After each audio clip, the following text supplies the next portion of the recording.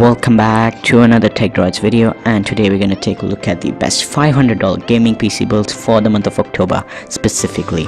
So be sure to drop a like rating and be sure to be subscribed to the channel, and without any further ado, let's get started. But just like any build, you guys are gonna ask how will this build perform.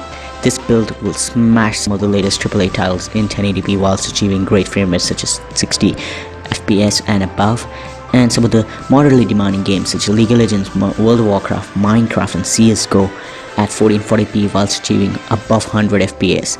So this build is insane, and let's get to the parts without any further ado. So for the CPU, I went with the AMD FX 6300 6-core processor. It's clocked at 3.5 GHz and can boost up to 4.1 GHz, and it's also overclockable.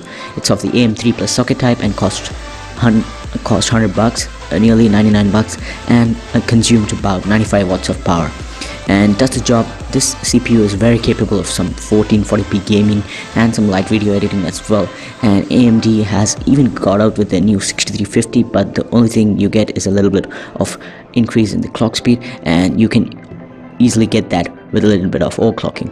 So that's why I went with the AMD FX 6300. Very capable processor, will do the job for a $500 build.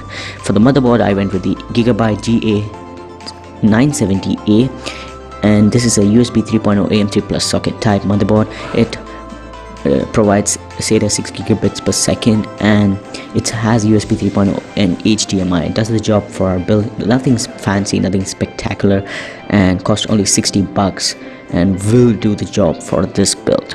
For RAM, I went with Kingston HyperX Fury, 8GB of 1600 MHz RAM. This is dual channel RAM, 204 gigs, cost $41, does this job. And if you want to know why dual channel RAM is better, then there's a video that I've made, and it's in the cards and in the description below as well, so check that out. So for that case, I went with dual channel of Kingston HyperX Fury, 8GB, and 8GB is more than enough for anything that you need in this build.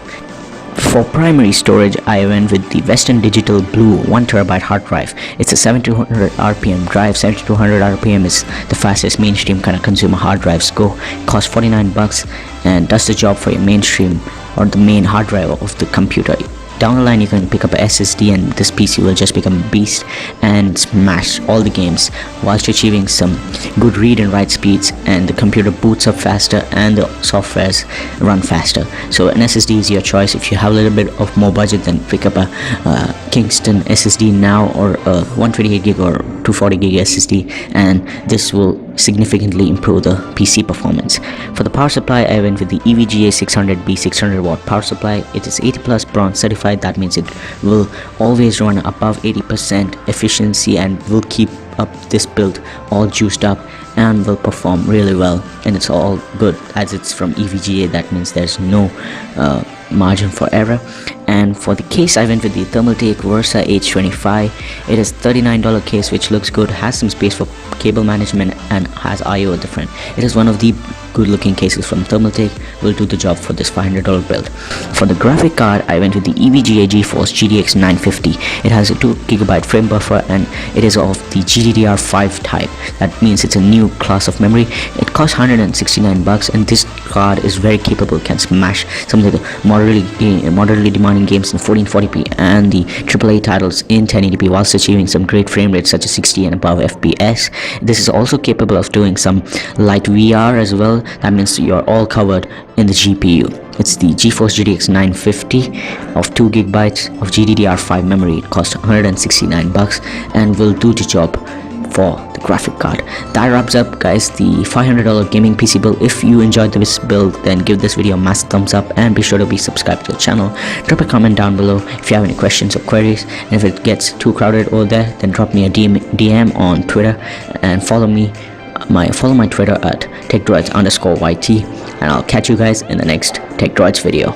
And check out the other PC builds that I've done that are linked below and in the cards as well. I'll catch you guys in the next Tech Droids video.